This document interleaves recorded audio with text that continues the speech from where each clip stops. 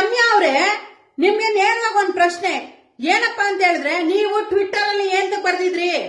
Twitter ಅಲ್ಲಿ ನೀವು mention ಮಾಡಿದ್ರಿ ತಾನೆ ಸ್ಟೋರಿನ, ಏನಂತ ಮೆನ್ಷನ್ ಮಾಡಿದ್ರಿ? ಅದನ್ನ ನೋಡಿ ತಾನೆ ನಿಮ್ಗೆ ಬಂದು ಮೆಸೇಜ್ಗಳಾಗ್ತಾರ ಅದು ಜನಗಳು.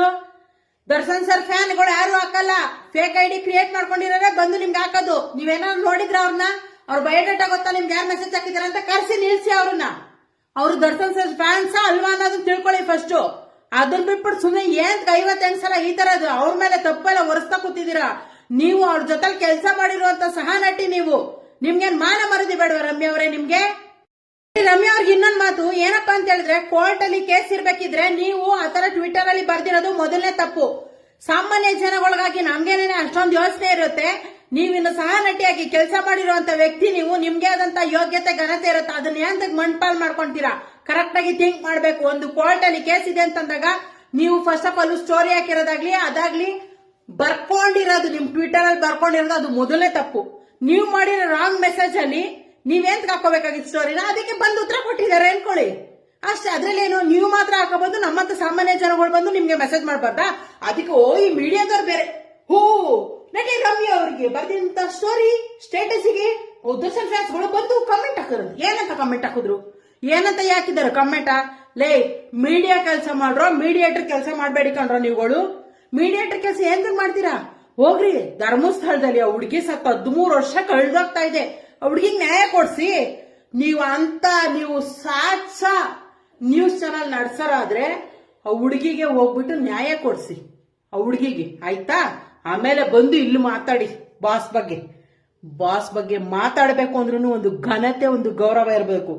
ಯಾಕೋ ಬಾಸ್ತ ಬರೀ ಸುಖ ತಿನ್ನಕ್ಕೆ ಬರ್ತೀರಾ? ನಿಮ್ ಜನ್ಮಕ್ಕೆ ಹಾಕಿದ್ದಾರೆ.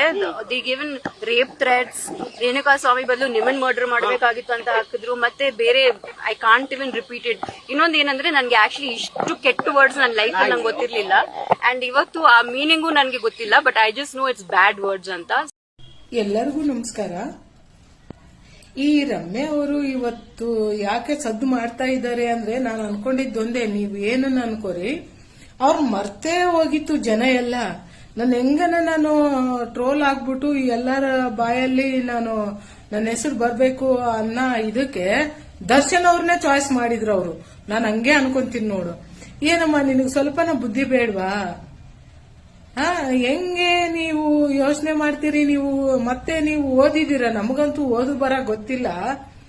ಅದೇನು ಉರೇ ಬೆಂಕಿಗೆ ತುಪ್ಪ ಸುರಿದಂಗೆ ನಿನಗೆ ಯಾಕಮ್ಮ ಬೇಕಾಗಿತ್ತು? ತೆಪ್ಪಗಿರೋದಲ್ವಾ ಅಂತಾರೆ.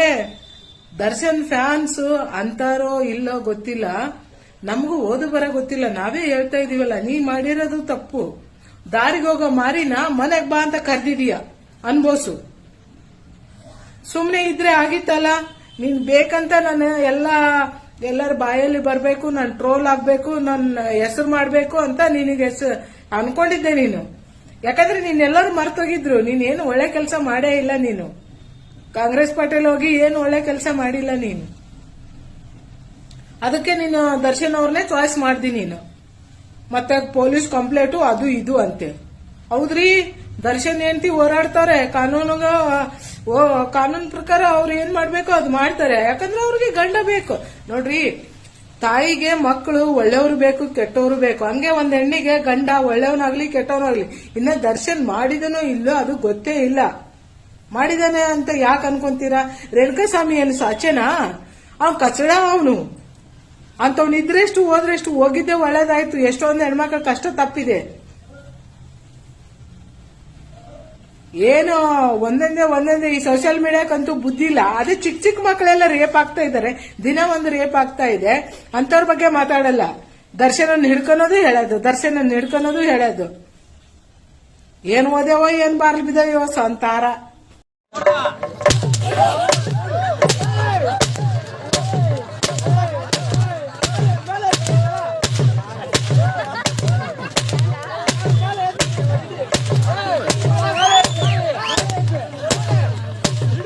ಬಿಎಂಟಿಸಿಯಲ್ಲಿ ಟಿಕೆಟ್ ಪಡೆಯದೆ ಕುಳಿತಿದ್ದ ಉತ್ತರ ಭಾರತದ ಯುವಕನೊಬ್ಬನಿಗೆ ಕಂಡಕ್ಟರ್ ಎದ್ದೇಳೋ ನಿನ್ನಮ್ಮನ್ ಎಂದು ತಿಕ್ಕ ಉರಿಸಿದ್ದಾರೆ. ಕೆಟ್ಟ ಕೊಳಕ ಮೆಸೇಜ್ಗಳು, ಕಮೆಂಟ್ಗಳು ಬರೋದಕ್ಕೆ ಶುರುವಾದಾಗ ರೇಣುಕಾ ಸ್ವಾಮಿ ಮೆಸೇಜ್ಗಳಿಗೂ ದರ್ಶನ್ ಫ್ಯಾನ್ಸ್ ಮೆಸೇಜ್ಗಳಿಗೂ ವ್ಯತ್ಯಾಸ ಇಲ್ಲ ಅಂತ. No difference between Renuka Swamy's messages and Darshan fans messages. ನೀವು ಈಗ ಹೇಳ್ತಾ ಇದ್ದೀರಿ ಇದನ್ನು. ನಾನು ರೇಣುಕಾ ಸ್ವಾಮಿ ಕೊಲೆ ಆದಾಗಲೇ ಹೇಳಿದ್ದೆ. ಅಂದರೆ ರೇಣುಕಾ ಸ್ವಾಮಿ ಕೊಲೆಯಾದಾಗ ಆ ಕೊಲೆಯನ್ನು ಸಮರ್ಥಿಸಿಕೊಳ್ಳೋರು ಏನಂದ್ರು, ಹೆಣ್ಣು ಮಕ್ಕಳ ವಿಷಯಕ್ಕೆ ಬಂದರೆ ಹಿಂಗೆ ಮಾಡಬೇಕು ಅಂತ. ಇವ್ರು ಯಾರ್ಯಾರ ಮನೆ ಹೆಣ್ಣು ಮಕ್ಕಳ ವಿಷಯಕ್ಕೆ ಹೋಗಿಲ್ಲ ನಮಗೆ ಗೊತ್ತಿಲ್ವಾ? ಮಹಿಳಾ ದ್ವೇಷದ ಮನಸ್ಥಿತಿಯುಳ್ಳ ಟ್ರೋಲ್ಗಳಿಂದಾಗಿ ಮಹಿಳೆಯರು ಮತ್ತು ಯುವತಿಯರು ಅತ್ಯಾಚಾರ ಕೊಲೆಗೆ ಒಳಗಾಗುತ್ತಾರೆ ಅಂತ ರಮ್ಯಾ ಅವರ 2ನೇ ಪೋಸ್ಟ್. ಇದಕ್ಕೂ ಮತ್ತಷ್ಟು ಅಂದರೆ ಬೈಗಳ ಅಂದ್ರೆ ಅವ್ಯಾವು ನಿಮಗೆ ಅಮ್ಮ ಅಕ್ಕ ಅಯ್ಯೋ ಬೇಡದು ವಿಷಯ. 3ನೇ ಪೋಸ್ಟ್ ಹಾಕ್ತಾರೆ ರಮ್ಯಾ, ದರ್ಶನ್ ಅಭಿಮಾನಿಗಳೇ ನಿಮ್ಮ ಮೆಸೇಜ್ಗಳು ಸಾಕ್ಷಿಯಾಗುತ್ತವೆ, ರೇಣುಕಾ ಸ್ವಾಮಿ ಕುಟುಂಬಕ್ಕೆ ನ್ಯಾಯ ಸಿಗಬೇಕು ಅಂತ. ರೇಣುಕಾ ಸ್ವಾಮಿ ಕುಟುಂಬಕ್ಕೆ ನ್ಯಾಯ ಸಿಗಬೇಕು.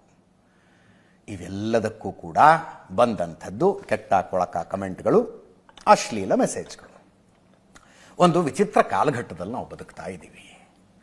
ಯಾವ ಮಾತುಗಳನ್ನು ಎದುರ ಬದರು ನಿಂತ್ಕೊಂಡಾಡಿದ್ರೆ ಮಕ ಕೆತ್ತ ಹೋಗೋಂಗೆ ಹೊಡೆಸ್ಕೊತಾರೋ ಆ ಮಾತುಗಳನ್ನು ಈಗ ಎಲ್ಲೋ ಕೂತ್ಕೊಂಡು ಸೋಷಿಯಲ್ ಮೀಡಿಯಾದಲ್ಲಿ ಹಾಕಬಹುದು. ಅಂಥ ಮಾತುಗಳನ್ನು ಚೀಪ್ ಡೇಟಾ ಇರುವ, ಕಡಿಮೆ ರೇಟಿಗೆ ಮೊಬೈಲ್ಗಳು ಸಿಗುವ ಕಾಲಘಟ್ಟದಲ್ಲಿ ನಾವು ಬದುಕ್ತಾ ಇದ್ದೀವಿ. ಅವೇ ಮಾತುಗಳನ್ನು ಎದುರ ಬದ್ರ ಹೇಳಿದ್ರೆ ಏನಾಗ್ತಿತ್ತು ಕತೆ. ಈಗ ಎಲ್ಲೋ ಕೂತ್ಕೊಂಡು ಹಾಕ್ಬಿಡ್ಬೋದು. ಯಾರದೋ ಹೆಸರಿನಲ್ಲಿ ಅಕೌಂಟ್ಗಳನ್ನು ಕ್ರಿಯೇಟ್ ಮಾಡಬಹುದು. ನಾಳೆ ಕಂಪ್ಲೇಂಟ್ ಆದರೆ ಅಕೌಂಟ್ ಡಿಲೀಟ್ ಮಾಡ್ದ ತನ್ನ ಪಾಡಿಗೆ ತನ್ನ ಸಂತೆಯಲ್ಲಿ ಕಳೆದೋಗ್ಬಿಟ್ಟ. ನಡೆದು ಬಿಡುತ್ತೆ. ನಾನು ಮೇನ್ ಸ್ಟ್ರೀಮ್ ಮೀಡಿಯಾಗೂ ಸೋಷಿಯಲ್ ಮೀಡಿಯಾಗೂ ಇರೋ ಇಂಪಾರ್ಟೆಂಟ್ ವ್ಯತ್ಯಾಸ ಅದು. ಮೇನ್ ಸ್ಟ್ರೀಮ್ ಮೀಡಿಯಾದಲ್ಲಿ ತುಂಬ ರೆಸ್ಪಾನ್ಸಿಬಲ್ ಆಗಿ ಮಾತಾಡಬೇಕಾಗತ್ತೆ. ಇಲ್ಲೇ ಕೂತ್ಕೊಂಡಿರ್ತೀವಿ ನಾವು. ನಾಳೆ ಯಾರೋ ಸಿಟ್ಟಿಗೆದ್ದವರು ಒಂದು 10 ಕೋಟಿ ಕೇಸ್ ಹಾಕಿದ್ರೆ ಅದನ್ನ ಅನುಭವಿಸ್ಬೇಕು. ಅಲ್ಲಿ ಹಂಗಲ್ಲ, ಅಕೌಂಟ್ ಡಿಲೀಟ್ ಮಾಡ್ದ, ನಾಪತ್ತೆ ಆದ, ಮುಗೀತು. ಎಲ್ಲೇ ಅಂತ ಹುಡುಕ್ತೀರಿ? ಅಂಥ ಕಾಲಘಟ್ಟದಲ್ಲಿ ನಾವು ಇಂಡಸ್ಟ್ರಿ ಅವ್ರ ಹತ್ರ ನಾನೇನು ಅಷ್ಟು I don't keep direct touch. ಏನಿದ್ರೆ ಅಷ್ಟಕ್ಕಷ್ಟೇ ಕೆಲಸ ಅಷ್ಟೇ ಬಿಟ್ಟು ನಾನು I don't mingle much. So ಹಾಗಾಗಿ ಅವ್ರ ನಂಬರು ಇಲ್ಲ ನನ್ನ ಹತ್ರ and I am not in touch with them. ಒಂದು ಮದ್ವೆಲಿ ಸಿಕ್ಕಿದಾಗ ಮಾತಾಡ್ಸಿದ್ರು, but this is before Renuka Swamy. ಅವಾಗ ಚೆನ್ನಾಗೇ ಮಾತಾಡ್ಸಿದ್ರು, ನಾನು ಚೆನ್ನಾಗಿ ಮಾತಾಡ್ತಾ ಇದ್ದೆ. ಮೇಡಮ್ ಲಾಸ್ಟ್ ಟೈಮ್ ಒಂದು ಕಂಪ್ಲೇಂಟ್ ಮಾಡಿದ್ರು ಮೀಡಿಯಾದಲ್ಲೂ ಬಂದಿದೆ.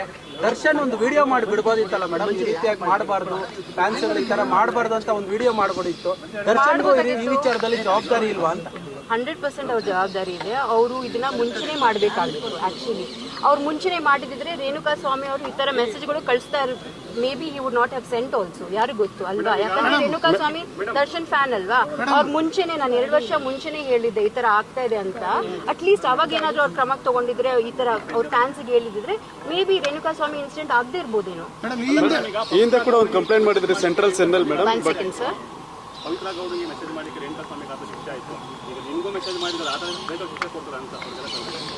ಯಾವ ತರ ಶಿಕ್ಷೆ?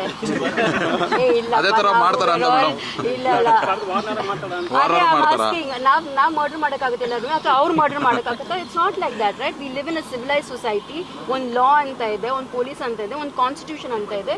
V all have to abide by it. ಅಕಸ್ಮಾತ್ ಅದಾಗದೆ ಹೋದ್ರೆ just imagine what will happen to society.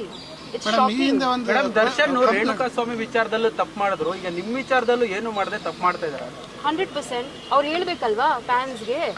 This is ಸಿ ಕ್ರಿಟಿಸೈಸ್ ಮಾಡಿಪ್ಪ, ನೀವೇನಾದ್ರೂ ಹೇಳ್ಕೋಬೇಕಂದ್ರೆ ಹೇಳ್ಕೊಳ್ಳಿ. There is that fan war, ಅದೆಲ್ಲ ನಡೆಯುತ್ತೆ. ಬಟ್ ಈ ಮಟ್ಟಕ್ಕೆ ಈ ತರ I have never experienced and this is horrible. ಈ ತರ ಆಗ್ಲೇಬಾರ್ದು.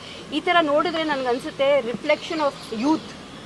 ಅವ್ರ ಮೈಂಡ್ ಸೆಟ್ ಏನಿದೆ, ಅವ್ರ ವಾತಾವರಣ ಏನು, ಅವ್ರ ಲೈಫ್ ಏನು, ನಮ್ಮ ಸಮಾಜದಲ್ಲಿ ನಾವು ಇರೋದು ಯಾವ ತರ ಸಮಾಜ ಅಂತ ನನಗೆ I am having to think about it. ಇನ್ನು ರಮ್ಯಾ ಪೋಸ್ಟ್ ಬೆನ್ನಲ್ಲೇ ನಟಿ ರಕ್ಷಿತಾ ಕೂಡ ಒಂದು ಪೋಸ್ಟ್ ಅನ್ನ ಹಾಕಿದ್ದಾರೆ ಸೋಷಿಯಲ್ ಮೀಡಿಯಾದಲ್ಲಿ. ರಮ್ಯಾಗೆ ಕೌಂಟರ್ ಕೊಟ್ರ, ಫ್ಯಾನ್ಸ್ಗೆ ಬುದ್ಧಿವಾದ ಹೇಳ್ತಾ ಇದ್ದಾರಾ ರಕ್ಷಿತಾ? ಕುತೂಹಲ ಮೂಡಿಸಿದೆ ನಟಿ ರಕ್ಷಿತಾ ಪ್ರೇಮ್ ಅವರ ಪೋಸ್ಟ್. ಈಗ ಒಬ್ರಾದ್ಮೇಲೆ ಒಬ್ರು ಸೋಷಿಯಲ್ ಮೀಡಿಯಾದಲ್ಲೇ ತಮ್ಮ ಅನಿಸಿಕೆಗಳನ್ನ ವ್ಯಕ್ತಪಡಿಸುವಂತ ನಿಟ್ಟಿನಲ್ಲಿ ಸ್ಟೇಟಸ್ಗಳನ್ನ ಶೇರ್ ಮಾಡ್ಕೊಳ್ತಾ ಇದ್ದಾರೆ. ರಕ್ಷಿತಾ ಏನ್ ಹೇಳ್ತಾ ಇದ್ದಾರೆ, ಏನ್ ವೈರಲ್ ಆಗ್ತಾ ಇದೆ ಅನ್ನೋದು ನಿಮ್ಗೆ ತಿಳಿದಿದೆಯಾ? ಜನರ ಮಾನಸಿಕ ಆರೋಗ್ಯವನ್ನ ನೋಡೋಕ್ ಸಾಧ್ಯವಿಲ್ಲ. ವೈರಲ್ ಮನಸ್ಥಿತಿ ಕುಟುಕಿ ಸ್ಟೇಟಸ್ ಅನ್ನ ಹಾಕಿದ್ದಾರೆ ರಕ್ಷಿತಾ. ದಯವಿಟ್ಟು ಯಾವಾಗ್ಲೂ ದಯೆಯಿಂದಲೇ ಇರಿ ಅಂತ ಹೇಳಿ ಪೋಸ್ಟ್ ಅನ್ನ ಹಾಕಿದ್ದಾರೆ. ಈ ಮುಖಾಂತರ ರಮ್ಯಾಗೂ ಕೌಂಟರ್ ಕೊಡೋದು ಮತ್ತೆ ಡಿ ಬಾಸ್ ಫ್ಯಾನ್ಸ್ಗೆ, ಅಂದ್ರೆ ಏನು ಈಗ ಅಶ್ಲೀಲವಾಗಿ ಮೆಸೇಜ್ಗಳನ್ನ ಹಾಕ್ತಾ ಇದ್ದಾರೆ ರಮ್ಯಾ ಅವರು, ಅದನ್ನೆಲ್ಲ ಶೇರ್ ಮಾಡ್ತಾ ಇದ್ದಾರೆ. ನೋಡಿ, ಒಂದು ಹೆಣ್ಮಗಳ ಬಗ್ಗೆ ಯಾವ ತರ ಎಲ್ಲ ಮಾತಾಡ್ತಾರೆ, ನಿಮ್ ಮನಸ್ಥಿತಿ ಏನಿದೆ ತೋರಿಸುತ್ತೆ ಅಂತೆಲ್ಲ ಅವ್ರಿಗೆ ಬುದ್ಧಿವಾದ ಹೇಳುವಂತ ಪ್ರಯತ್ನವನ್ನ ರಕ್ಷಿತಾ ಮಾಡಿದ್ರ? ಹಾಗಾದ್ರೆ ಒಂದ್ ಕಡೆ ವಿಜಯಲಕ್ಷ್ಮಿನೂ ಸೋಷಿಯಲ್ ಮೀಡಿಯಾದಲ್ಲೂ ಒಂಥರ ಸಮರಕ್ಕಿಳಿದಿದ್ದಾರೆ, ಇನ್ನೊಂದ್ ಕಡೆ ಲಾಯರ್ ಮುಖೇನ ಸಮರಕ್ಕಿಳಿಯೋ ಪ್ರಯತ್ನಗಳಾಗ್ತಾ ಇದೆ ಅನ್ನೋ ಮಾಹಿತಿ. ಇನ್ನೊಂದ್ ಕಡೆ ರಕ್ಷಿತಾ ಅವರು ಕೂಡ ತಮ್ಮ ಸ್ನೇಹಿತರ ಪರವಾಗಿ ಹಾಗಾದ್ರೆ ಬ್ಯಾಟ್ ಬೀಸ್ತಾ ಇದ್ದಾರಾ? ದರ್ಶನ್ ವರ್ಸಸ್ ರಮ್ಯಾ ನಡೀತಾ ಇದೆ. ಈಗ ನಾನು ಮಹಿಳಾ ಕಾಂಗ್ರೆಸ್ ಅಧ್ಯಕ್ಷೆ. ದರ್ಶನ್ ವರ್ಸಸ್ ರಮ್ಯಾ ಬಗ್ಗೆ ನಾನು ಡಾನ್ಸ್ ಆಡಕ್ಕೆ ಬಂದಿಲ್ಲ. ಓಕೆ, ನೀವು ದಯವಿಟ್ಟು ಮಾಧ್ಯಮದವರು ಡಾನ್ಸ್ ಆಡಬೇಡಿ ಅಂತ ನಾನು ಮನವಿ ಮಾಡ್ತೀನಿ. ನಿಮ್ಮ ಪಕ್ಷದಲ್ಲಿ ನೋಡಿ, ರಮ್ಯಾ ಅವರಾಗಿರ್ಲಿ, ಯಾವುದೇ ಒಬ್ಬ ಮಹಿಳೆ ಆಗಿರ್ಲಿ, ಒಬ್ಬ ಮಹಿಳೆಗೆ ಏನಾದ್ರೂ ಒಂದು ಸ್ಟೇಟ್ಮೆಂಟ್ ಕೊಟ್ರೆ ಈ ಬಿಜೆಪಿ ಅವರು ಏನ್ ಮಾಡ್ತಾರೆ ಅಂದ್ರೆ ಆ ಮಹಿಳೆಗೆ ಮಾನಸಿಕವಾಗಿ ಕುಗ್ಗು ಹೋಗ್ಬೇಕು. ಹಾಗಾಗಿ ಆ ರೀತಿ ಮಾಡ್ತಿದ್ದಾರೆ. ಯಾರೇ ಒಬ್ಬ ಮಹಿಳೆ ಆಗಿರ್ಲಿ, ನಮ್ಮ ರಮ್ಯಾ ಅವರಾಗಿರ್ಲಿ, ಅವ್ರ ಜೊತೆ ನಾವು ಇದೀವಿ. ನಾವು ಇಡೀ ದೇಶದಲ್ಲಿ ಮಹಿಳೆಯರಿಗೆ ತುಂಬಾ ಸಮಸ್ಯೆ ಆಗ್ತದೆ.